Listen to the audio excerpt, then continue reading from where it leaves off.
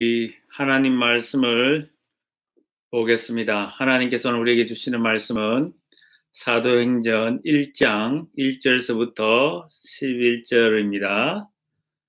사도행전 하나님께서 오늘 우리 사랑하는 아가페 교회에 주시는 말씀은 사도행전 The Acts of the Apostles 사도행전 1장 1절에서 11절입니다. 제가 읽습니다.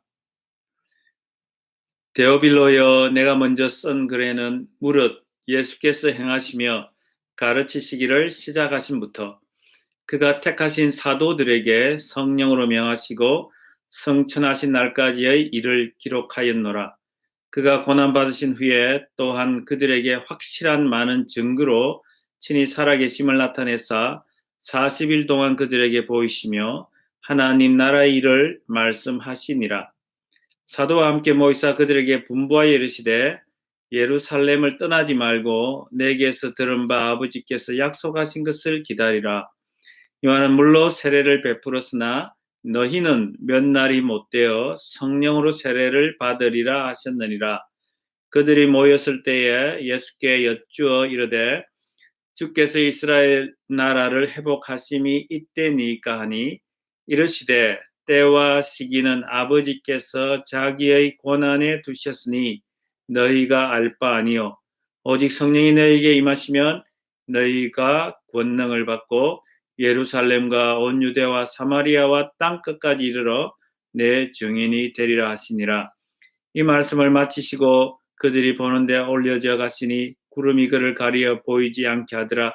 올라가실 때에 제자들이 자세히 하늘을 쳐다보고 있는데 흰 옷 입은 두 사람이 그들 곁에 서서 이르되 갈릴리 사람들아 어찌하여 서서 하늘을 쳐다보느냐. 너희 가운데서 하늘로 올려지신 이 예수는 하늘로 가심을 본 그대로 오시리라 하였느니라. 아멘. 여러분 한 주간 잘 지내셨습니까? 엊그제 금요일 같은데 벌써 또 금요일입니다. 세월이 참 빠르다는 생각을 하게 됩니다. 오늘 우리가 말씀을 듣게 되는 사도행전 1장 1절에서 11절은요. 사도행전의 서문이라고 할 수가 있습니다. 사도행전의 서문, 프렐루드라고 하는 것은 사도행전이 28장까지 있는데 그 전체 내용을 이렇게 우리로 하여금 미리 볼 수 있게 하는 그 내용을 미리 맛보게 하는 그런 부분입니다. 눈썰미가 있으신 분은 벌써 1절에서 11절까지 나름대로 키워드를 생각해 보셨을 것입니다. 4가지 키워드가 있어요. 1절에서 11절까지. 첫째는 하나님 나라고, 두 번째는 성령이고, 세 번째는 증인, witness, 증인이요. 네 번째는 재림, 예수님이 다시 오시는 거죠. 자, 이 4가지가 사도행전 서문에 나타나는 4가지 키워드라고 할 수가 있습니다. 하나님 나라는 성경 전체의 가장 큰 주제입니다. 그리고 예수님의 주제였습니다. 마가복음 1장 15절에 보면은 예수님이 세례를 받으시고 첫 번째 설교를 하셨는데 그 설교 내용이 이렇습니다. 때가 찼고 하나님 나라가 가까이 왔으니 회개하고 복음을 믿으라. 복음서에서 예수님은 계속합니다. 하나님 나라에 대해서 가르쳤고 예수님이 가시는 곳마다 하나님 통치가 일어났고 그래서 귀신들이 떠나갔고 악령들이 물러갔고 병든 자가 고침을 받는 그런 역사가 나타났죠. 그게 바로 하나님 나라가 임하는 것입니다. 하나님의 통치가 그곳에 이루어지는 것입니다. 사도행전은 하나님 나라로 시작해서 하나님 나라로 끝나는 것을 우리에게 가르쳐 줍니다. 사도행전 1장 우리가 막 확인한 대로 예수님께서 부활하시고 또 승천하시기 전에 40일 동안 많은 사람들에게 나타나셔서 무엇을 가르쳤었다고요? 하나님 나라에 대해서 가르쳤었고 사도행전 28장에 보면 사도 바울이 로마에서 1차 투옥이 되는데 그 감금된 상태에서 셋집에 2년 동안 셋집을 얻어서 마치 구치소에서 재판을 기다리는 것처럼 거기서 하나님 나라에 대해서 많은 사람에게 가르쳤다라고 하고 있습니다. 그러므로 이 누가가 기록한 누가복음과 사도행전에서, 그리고 복음서 제일 처음 시작하는 마가복음에서부터 예수님의 주제가 하나님 나라다라는 것을 우리에게 가르쳐 줍니다. 그렇습니다. 예수님은 하나님 나라 운동을 하셨고, 하나님 나라가 성령의 세례를 받아서 성령의 세례를 받은 정인을 통해서 하나님 나라가 계속되기를 우리에게 명령하고 있습니다. 성경은 말합니다. 4절에서 사도와 함께 모이사 그들에게 분부하여 이르시되 예루살렘을 떠나지 말고 내게서 들은 바 아버지께서 약속하신 것을 기다리라. 오직 성령이다.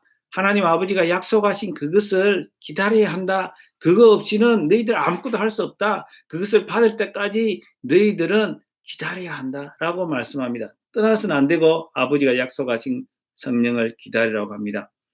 자기 방법, 자기 식으로, 자기 경험으로 자신을 믿고 의지해서는 하나님 나라의 정인이 될 수 없다는 것입니다. 기다린다는 것은 내가 주도권을 지는 게 아니라는 것이죠. 하나님께 주도권이 있음을 믿고 하나님이 약속하신 것을 기다리는 것입니다. 능동태의 삶이 아니라 수동태의 삶입니다. 우리가 하나님을 주인으로 모시면은 내가 주도권을 지는 것이 아니라, 내가 먼저 능동적으로 일하는 것이 아니라 하나님의 인도하심을 받는 수동태의 삶을 사는 것이죠.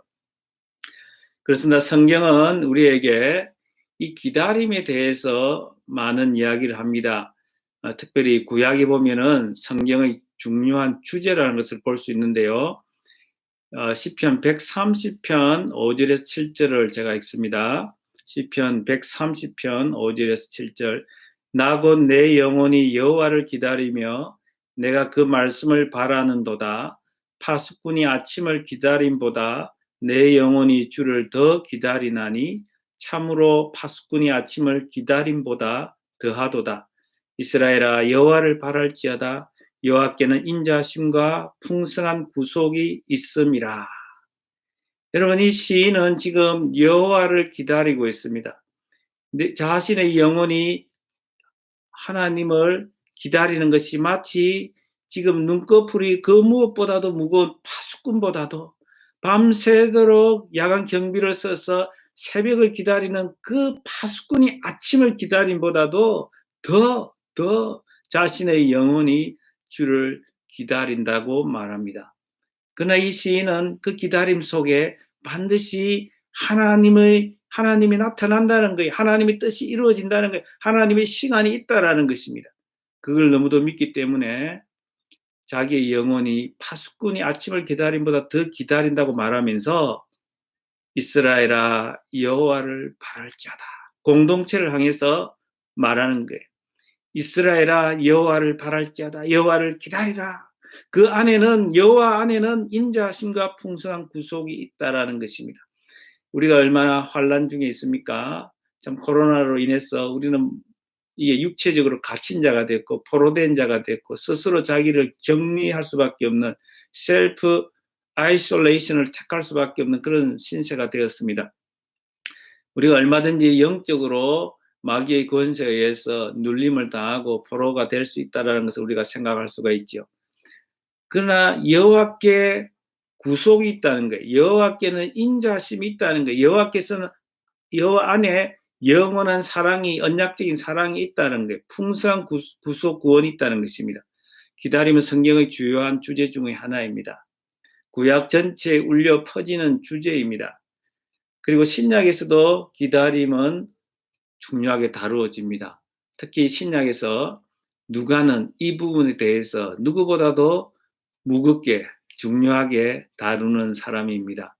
정말 누가는 이 기다림에 대해서 얼마나 영적인 가치가 있는 것인가에 대해서 우리에게 가르쳐 주는데요. 누가복음에 보면은 사가랴야 내 아내 엘리사벳이 내게 아들을 수타의 아들을 낳으리니 마리아야 보라 네가 수타의 아들을 낳으리라. 정말 예수 그리스도의 역사, 하나님의 구속의 역사를 펼치는 데 있어서 하나님 믿음의 사람에게 약속을 주시고 그 약속이 이루어지도록 기다리게 하면서 하나님의 때에 하나님의 역사하신다는 것을 가르쳐 주고 있습니다. 하나님의 약속의 말씀을 너 마음속에 씨앗처럼 품어서 그것이 싹이 나고 역사하는 것을 바라는 것입니다. 사가라 엘리사벳은 아닙니다. 마리아도 그렇고요. 시몬도 그렇고요. 안나도 그렇습니다.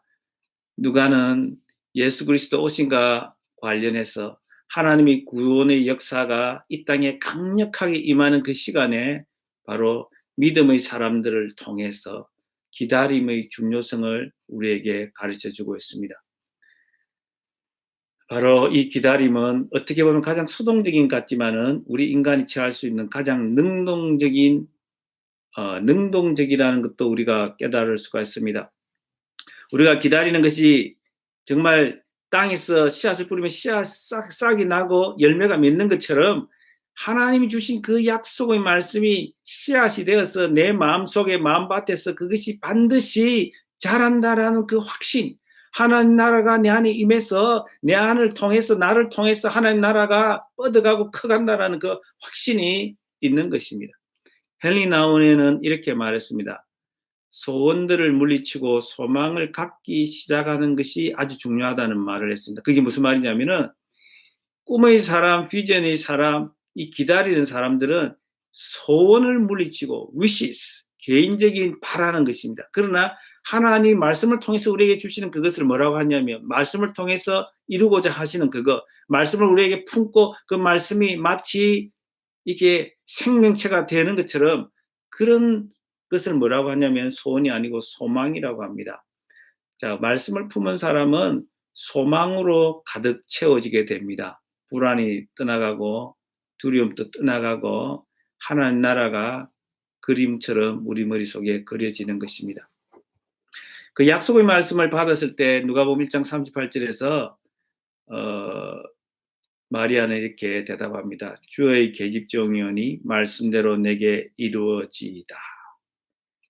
여러분 얼마나 잘 기다리십니까? 그 불안한 소녀, 10대 소녀가 그 말씀을 받았을 때에 약혼녀가 있습니다.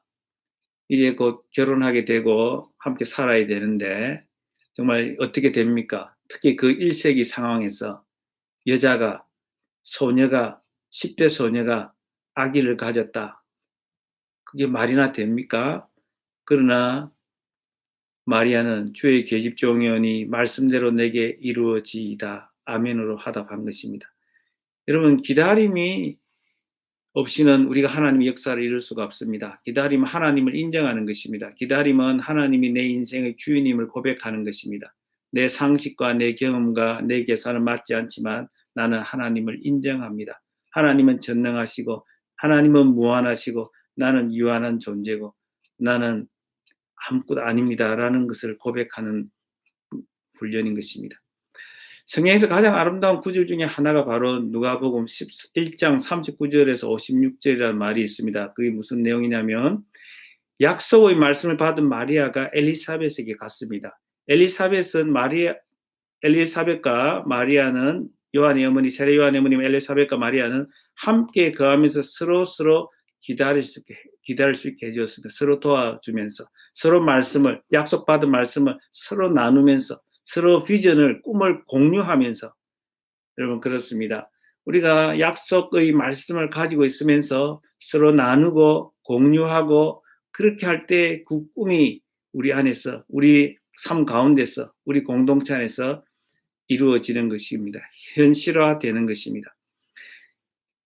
믿은 여자에게 복이 있도다. 주께서 그에게 하신 말씀이 반드시 이루리라. 내 영혼이 주를 찬양하며 1장 46절 서로에게 이렇게 화답하면서 기다릴 수 있는 공간을 만들어주는 것입니다. 서로에게 기다릴 만한 가치가 있음을 확인시켜 주는 것입니다. 바로 이 모습에서 기독교 공동체의 모델을 우리에게 보여주는 것입니다. 기독교 공동체라고 하는 것이 무엇이냐?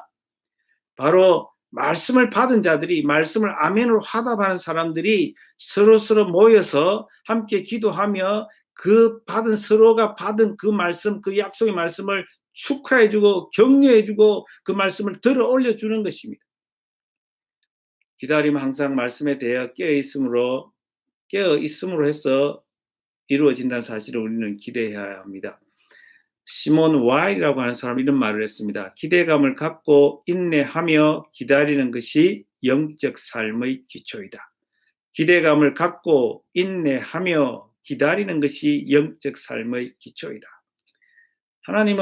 예수님은 지금 성천하시기 전에 우리 보고 기다리라고 하는 거예요. 그냥 딱 주시면 되는데 왜 그럴까요? 하나님에 대한 신뢰, 믿음을 요구하는 것입니다.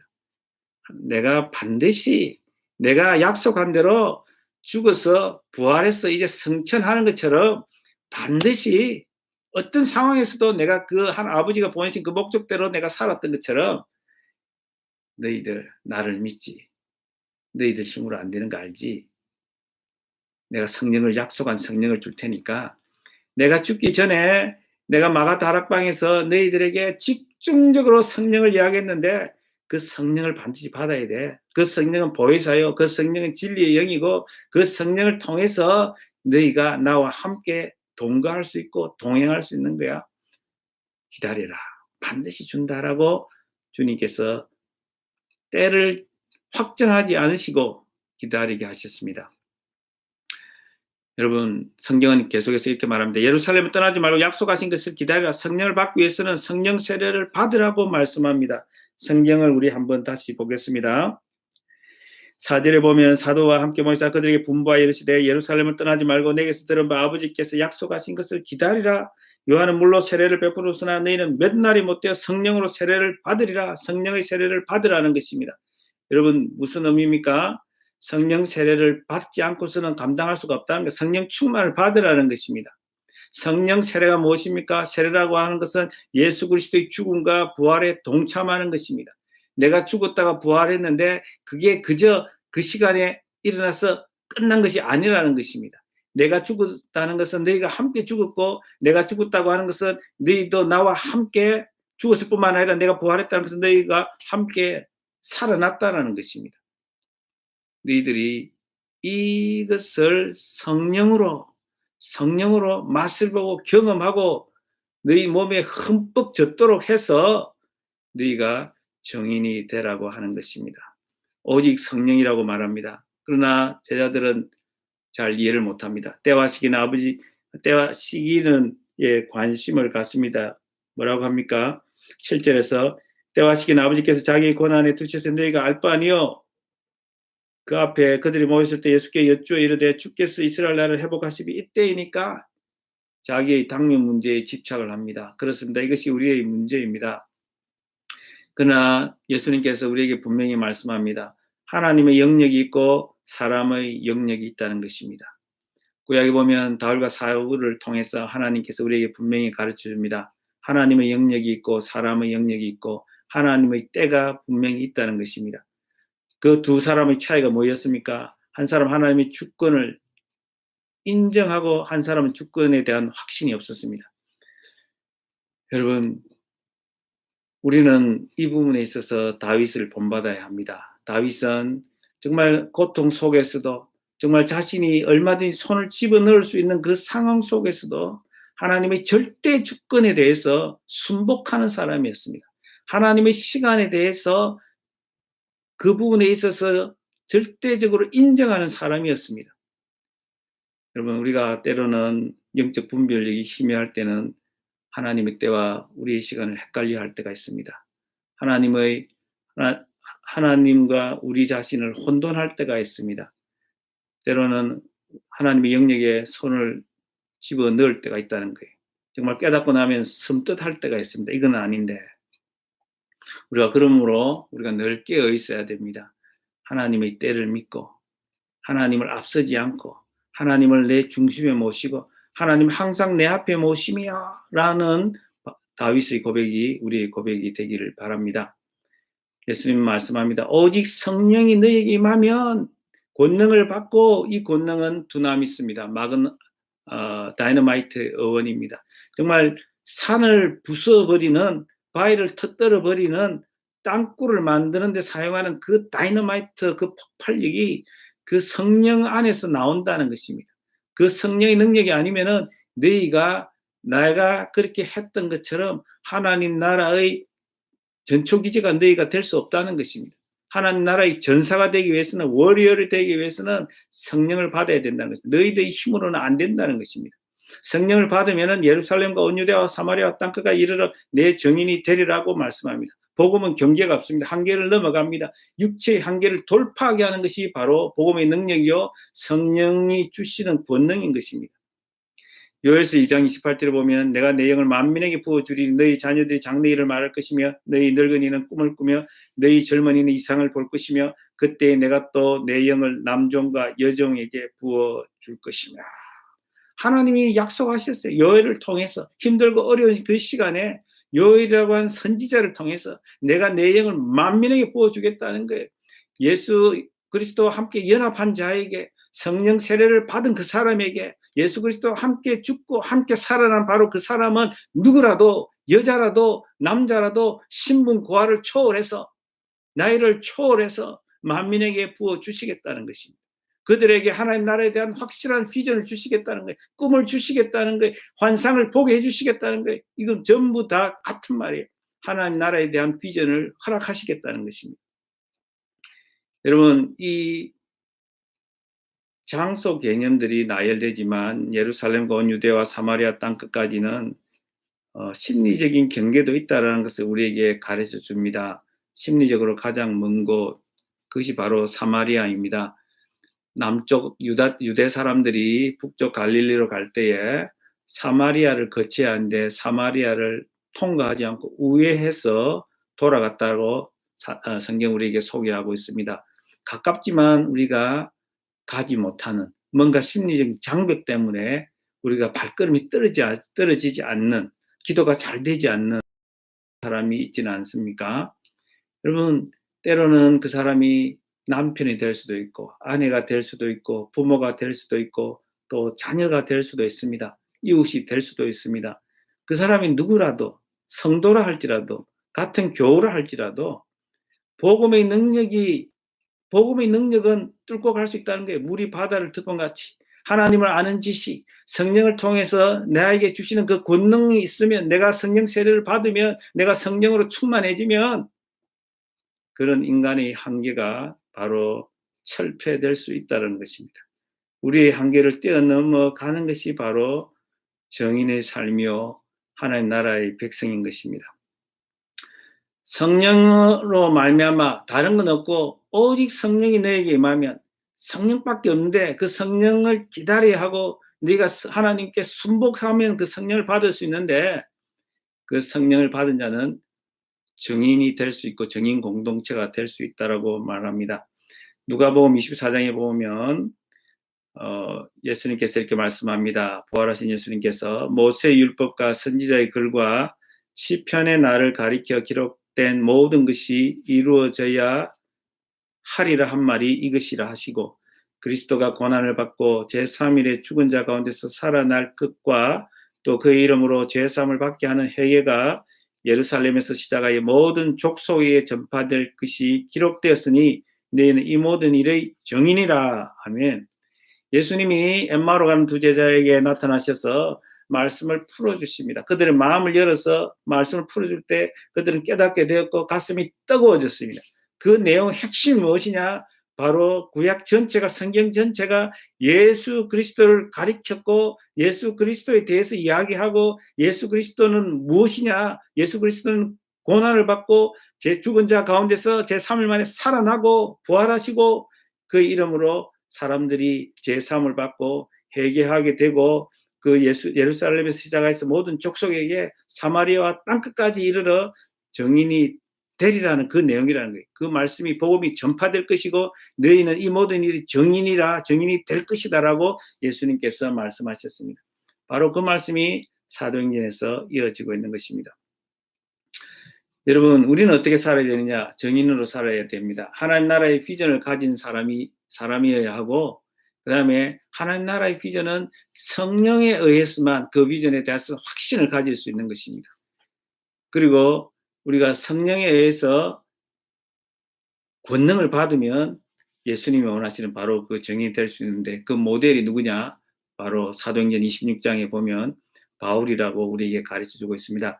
사도행전 26장에 보면 바울이 가이사라 시저 로마 황제 시저에게 상소를 하고 이제 가이사라에서 떠나기 전에 지금 아그리빠 왕 앞에서 이렇게 간증을 합니다. 26장 22절 23절을 제가 한번 읽습니다. 아그리빠 왕에서 바울이 간증하는 내용입니다. 하나님의 도우심을 받아 내가 오늘까지 서서 높고 낮은 사람 앞에서 증언하는 것은 선지자들과 모세가 반드시 되리라고 말한 것밖에 없으니, 내가 전한 것은 다 선지자들과 모세가 말한 것밖에 없다는 거예요. 성경이 말한 것밖에는 내가 전하지 않았는데 그 성경이 전하는 것은, 말하는 것은 무엇이냐? 그 그리스도가 고난을 받으실 것과 죽은 자 가운데서 먼저 다시 살아나사 이스라엘과 이방인들에게 빛을 전하시리라. 그렇습니다. 우리 예수님은 이스라엘에만 위해서 오신 분이 아니에요. 이방인들에게도 구원의 빛을 전하기 위해서 오신 분입니다. 사도 바울은 그 비전을 가졌기 때문에, 부활하신 그리스도를 만나서 하나님 나라에 대한 비전을 가졌기 때문에 그가 이방에까지, 로마까지, 땅끝까지 복음을 전하는 사람이 되었던 것입니다. 사도행전은 몇 장에서 마칩니까? 1장부터 몇 장까지 있습니까? 28장이라고요? 아닌 것 같은데요. 29장, 30장, 31장, 몇천 장까지 있는지 몰라요.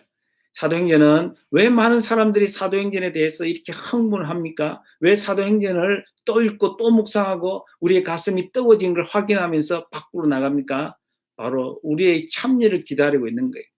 우리가 바로 바울처럼 할 수 있다는 게, 우리가 성령을 받으면 예수님처럼 그런 증인이 될 수 있다는 것입니다. 우리가 증인이 되면 예수님의 12 제자처럼 그렇게 살 수 있다는 것입니다. 사랑하는 성도 여러분, 우리 아가페 교회가 어떤 방향으로 나가야 합니까? 우리는 하나님 나라에 대한 한 그림을 가져야 합니다. 큰 그림을 가져야 합니다. 우리의 비전은 킹덤 비전입니다. 하나님 나라의 통치입니다. 하나님이 거하시는 곳이 하나님 나라입니다. 우리는 하나님을 모르는 자들에게 하나님 나라를 가르쳐야 합니다. 하나님을 가르쳐야 하고 하나님을 전해야 하고, 그것은 말로만 되는 것이 아닙니다. 우리의 삶으로 우리가 하나님의 통치 아래에 있음을 그들이 보게 해야 합니다. 나의 주가 하나님이라는 것을, 나의 왕이 하나님이라는 것을 그들의 삶을 통해서 볼 수 있어야 합니다. 그것이 바로 정인의 삶입니다. 여러분, 정인이라고 하는 말은 사실 헬라어에서는 마를이라고 하는 말과 같은 말입니다. 말은 순교자입니다. 순교자라는 말을 정인으로 옮겼습니다. 정말 그 하나님 나라의 비전이 나에게 주신 비전이라는 건 확신이 있기 때문에, 정말 저 높은 천국을 향해서 내가 달려가고 있다는 그 확신이 있기 때문에, 영원한 나라에 대한 비전을 내게 주셨기 때문에, 이 땅에서 많은 사람을 나를 통해서 내가 증인이 되게 하사 나를 통해서 하나님 나라가 뻗어가고 커가고 확장되는 것을 하나님께서 그 그림을 나에게 주셨기 때문에 우리는 순교자가 되고 순교자처럼 그런 열정을 가지고 우리가 살아야 한다는 것입니다. 예수님께서는 너무도 생생하게 다시 오실 것을 말씀해 주셨습니다. 여러분, 우리 삶이 어떻습니까? 너무 힘들지 않습니까? 세상적으로 볼 때 인정을 받는다 하더라도 우리 인생이 너무 덧없다라는 것을 우리는 깨달을 수 있습니다. 기쁨보다는 슬픔이 더 많습니다. 아무리 아름다운 것도, 아무리 대단한 것도 정말 꽃 한 송이에 불과한, 언제 시들어 버릴지 모르는 그런 존재라는 것을 우리는 알 수가 있습니다. 우리 육체는 날마다 후패가고 썩어져 가고 있습니다. 그러나 우리는 천국에 대한 소망이 있어야 합니다. 영원한 나라에 대한. 우리는 반드시 그 나라에서 예수님이 재림하시면 완성될 그 천국에서 영원히 예수님과 왕노를 할 것이다. 그에 대한 우리는 분명한 비전이 있어야 합니다. 하나님의 약속을 우리는 마음속에 늘 새기며 살아가야 합니다. 그렇게 할 때에 우리의 삶이 선교적인 삶이 되고, 우리 교회가 선교적인 교회가 되고, 우리의 삶은 정인이 되는 것입니다. 이것이 바로 우리의 삶의 목적이요 방향인 것입니다. 하나님의 선교는 하나님이 주체입니다. 하나님이 앞서가야 합니다. 하나님을 우리는 따라가야 합니다. 우리는 기다려야 합니다. 성령을 의지해야 합니다. 성령에 엎혀야 합니다. 하나님께서 이스라엘 백성들을 독수리 날개 업어서 홍해를 건너시며 구원을 베풀어 주셨던 것처럼 이 일은 하나님의 은혜로 해야 하는 것입니다. 우리의 힘으로 하는 것이 아닙니다. 우리는 하나님께 엎혀야 되고 하나님의 성령께 엎혀야 됩니다. 예수님을 우리 앞에 모시고 대장으로 모시고 우리는 그를 따라가야 합니다. 우리는 그러기에 우리는 때로는 기다려야 합니다. 기다림이 아름다운 것을 우리는 고백할 수 있어야 합니다. 여러분, 성령으로 사는 것이 얼마나 기쁜지 모릅니다. 성령은 예수의 영이라고 성경은 말합니다. 성령은 별명이 있습니다. 재창조의 영이다, 거룩의 영이다, 성결의 영이다, 새 영이다 라고 하면서도 성령은 예수의 영이다라고 말합니다. 무슨 말입니까?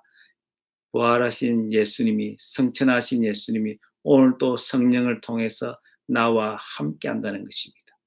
여러분, 성령님을 예수의 영으로 모실 때 우리는 살아서 지금도 역사하시는, 우리를 위해서 강구하시는 그 예수님과 친구로 지낼 수가 있는 것입니다. 여러분, 예수님과 친구로 지내는 것만큼 복된 인생이 있습니까? 우리가 성령을 모셔드릴 때에 재창조의 영으로 모셔드리고 새 영으로 모셔드리고 예수의 영으로 모셔드려서 이 땅에서 예수님과 손잡고 동행하는, 예수님을 친구 삼아서 살아가는 즐거움을 누릴 수 있기를 주님의 이름으로 축원합니다. 이제 우리가 합심해서 한번 기도하겠습니다. 먼저 우리가 기도해야 될 것은 오늘 말씀을 통해서 우리에게 주신 4가지 키워드가 있습니다. 하나님 나라, 성령, 정인, 그리고 재림입니다. 우리는 재림, 마라나타 예수를 기다려야 합니다. 이 재림을 소홀히 하면 안 됩니다. 예수님 어서 오시옵소서. 그 천국, 그 완성된 천국, 그 하나님 나라를 우리는 바라보는 소망이 있어야 됩니다. 그렇지 않고서는 우리는 계속 세상 이 정말 짧고 짧은 정말 후패가는